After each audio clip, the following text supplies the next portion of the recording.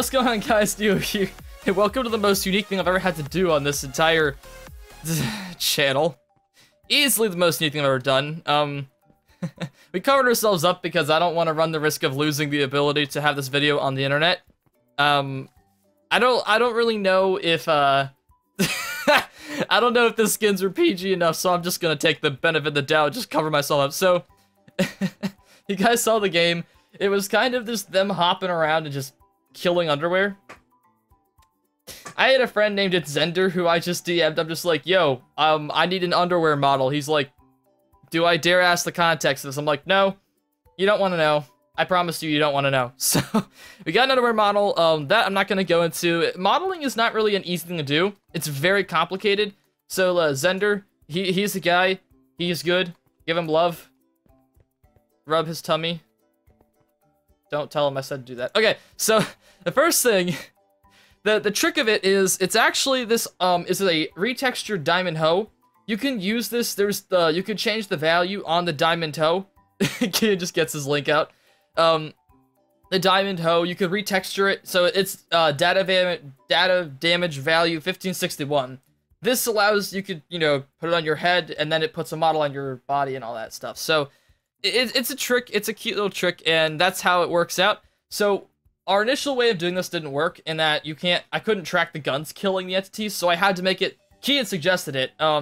When they die, they drop something that you can pick up. So that's how we did the scoring. Unfortunately, lost a little bit of realisticness, and the score probably would have been like plus 200 more than it was if it had just been like shoot and get the points. But I guess it is what it is.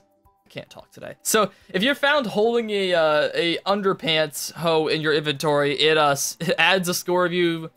It adds a point to kill, which is the objective I used. Clears off the diamond toe, and it removes the tag hoe off of the the player who I'm tracking. So yeah, that's something else. So that's the tracking. Now this is just normal. I'm not gonna go through the countdown. It's just as it is. Time is as it is. It's completely normal. The respawn was pretty simple. The coordinates of that truck are right here. I just added every second they were in there, I added a 1 to their score of respawn, and then once it reached 10, it teleported them to the entrance of the park and took off their respawn score till next time. Of course, there are the spawn points here. And yeah, so I'm going to go into the nitty-gritty of the spawning system, and this will probably take up the rest of the video. So let me go ahead and turn it back on. So the way this works is, first off, I have a counter. If you guys remember way long ago, I did a similar system. Now they're walking around. I did a similar system where what I do is, if there is a I'm testing for how many are there. So there's 50 on the map at any point. If one dies, another one is spawned somewhere. I think I just saw it pop up over there. So yeah. Now, if you guys also saw, there's a lot of things that can land on that's not the ground. I'll show you guys how this works now. So first off, pants is the objective I use. So set the global entity right here. His name is Store. Set his set his score of pants to 0. And then relative to all villagers, they were villagers, by the way. Relative to all villagers with the tag under, add 1 to their score. And what this would do is, if there's less pants than 50, I just spawn more back in. So this is a very long command. I'll just kind of scroll through it slowly. It's very lengthy, and it has a lot of stuff. This is a hand-generated command off of a site, but I did some hand edits to it. So what it does is it spawns them into here, and then this system just spreads them out. That's just a spread player centered around the map over there. I'll show you guys the logic of spread players in a second. So then I set the villager invisible, and I basically rotate them if there's a player within a certain distance of the thing. So yeah, that's it. Now, the problem with spread players is it's just a random. It puts it on the highest Y block you can find at a random X and Z. So it was spawning them up here. So I had to make an adjustment, and what I did was, every one of these blocks you see, trees, all of these, I wrote down on a piece of paper, and what I did was, if at any point, under any villager, underwear villager, it finds that there is a wool of this ID, a leaves of this ID, a stained clay of this ID, basically just rerun the spread players command over it again, and let it try again.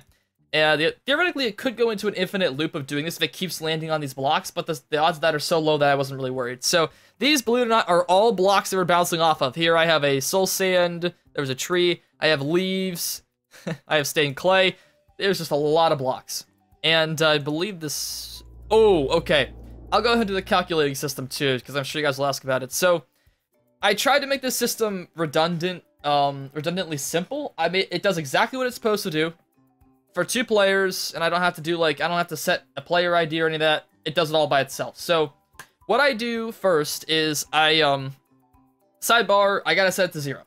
This is just in case something happens. I don't want to increment the score for infinity.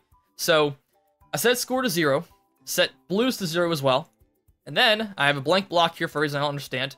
Then, what I do is I handle red first. So, I give a tag of 1 to the one red team players, and then the other red player who doesn't have a tag of 1 gets 2. And then it's like usual. I set their score of hold to 0. That way it can hold the objective. And then I copy their score of kill over to hold. It's the usual, it's an operation command. And same thing. And then I do the same thing. So I take the tag 1 player, the tag 2 player in 2 different commands, copy their scores over to hold. And then there's the other one. And then where did it go? There it is. So then I take each player's hold score and add them together.